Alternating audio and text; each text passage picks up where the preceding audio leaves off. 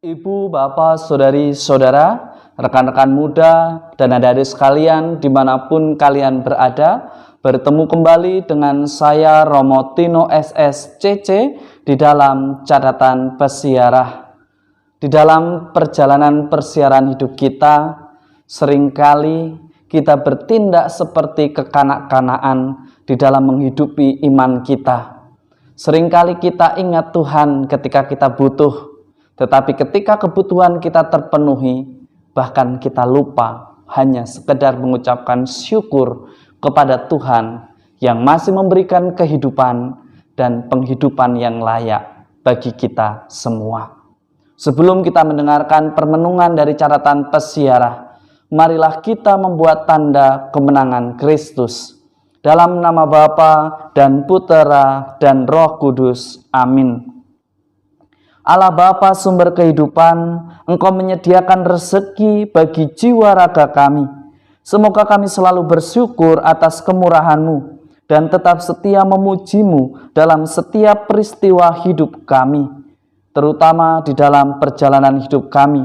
Buatlah kami semakin dewasa di dalam iman dan tidak bermentalkan deudes, tetapi di dalam ketulusan dan keikhlasan di dalam hidup beriman.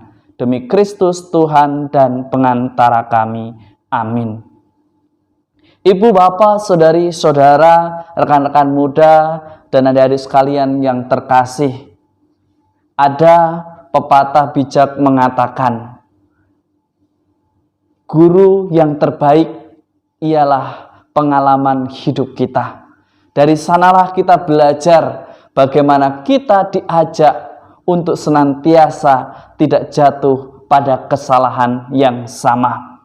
Di dalam kitab Keluaran hari ini, jika kita mendengarkan atau membaca, kita pasti berasumsi, kok sepertinya bangsa pilihan ini bisa mengatur Tuhan. Tanpa kita sadari, kita pun hingga saat ini masih mengatur Tuhan. Bahkan kadang kita bertindak lebih kejam daripada Tuhan dengan mudah menghakimi sesama kita, dengan mudah mengkafirkan sesama kita, dengan mudah mengatakan bahwa sesama kita tidak beriman. Hari ini Anda dan saya, kita semua diajak untuk dewasa di dalam iman. Jangan seperti bangsa pilihan yang dikisahkan di dalam kitab Keluaran, mengingat Tuhan ketika mereka butuh, ketika mereka memerlukan dan merasa yakin di tempat di mana dia mengadu, dia menemukan kekenyangan, tetapi kekenyangan materi dan bukan jiwa. Lalu setelah mendapatkan semuanya, dilupakanlah Tuhan, dan ketika jatuh, Tuhan dipersalahkan. Kita sebagai orang beriman ditantang agar kita hidup beriman, tidak bermental deudes. Saya beriman supaya saya mendapatkan sesuatu. Tetapi biarkanlah kita bertumbuh di dalam iman, dan rencana Tuhan sungguh hadir nyata dan begitu indah pada waktunya di dalam perjalanan hidup kita. Kita bukanlah Tuhan atas Tuhan. Kita tidak bisa mengatur Tuhan, karena Tuhan tahu apa yang baik, apa yang terbaik di dalam perjalanan hidup kita, dan juga apa yang menyelamatkan bagi hidup kita. Tentu Anda dan saya, kita semua memiliki kehendak bebas. Apakah kita mau taat atau tidak? Apakah kita mau setia atau tidak? Ataukah kita taat dan setia memakai masker karena mendapatkan kemudahan? Ataukah kita memakai masker supaya dipandang bahwa kita adalah orang yang setia dan taat? Ketika tidak ada orang melihat, lalu kita melepaskan, padahal kita berada di dalam fasilitas publik. Kita diajak, ketika kita menggunakan ruang publik, maka hendaknya kita senantiasa sadar apa dinamika yang ada di dalam ruang publik itu. Jangan kita seperti orang-orang yang ada dalam kitab Keluaran pada hari ini, yang selalu taat dan setia ketika kepuasan itu dipuaskan, ketika nafsu yang kita ingini itu dipuaskan, ketika kita dipuji, ketika kita benarkan meskipun seringkali tindakan kita tidak sesuai dengan dinamika bersama. Di dalam Injil hari ini kita mendengarkan sebuah perumpamaan tentang seorang penabur, di mana ada seorang penabur yang keluar untuk menaburkan benih. Pada waktu ia menabur, benih itu jatuh di pinggir jalan, lalu burung datang dan memakannya. Sebagian jatuh di tanah yang berbatu, yang tidak ada tanahnya. Lalu benih itu pun tumbuh karena tanahnya tipis. Tetapi setelah matahari terbit, sebagian akan terbakar. Lalu sebagian lagi jatuh di semak duri. Lalu makin besarlah semak duri itu dan menghimpitnya. Akhirnya bibit itu pun mati.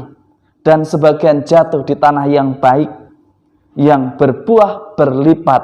Ada yang 2 kali lipat, 3 kali lipat, dan ada yang berlipat-lipat. Hari ini kita diingatkan dan juga diajak untuk berefleksi, di manakah kita termasuk. Anda dan saya, kita semua, apakah seperti biji yang jatuh di pinggir jalan? Kita beriman karena kita mendapatkan kepuasan materi. Ketika di tempat yang lain menyediakan, lalu kita meninggalkan iman kita dan merasa bagian dari iman sebelah. Apakah iman kita hanya bisa dijual atau dibeli dengan sebuah kebutuhan materi?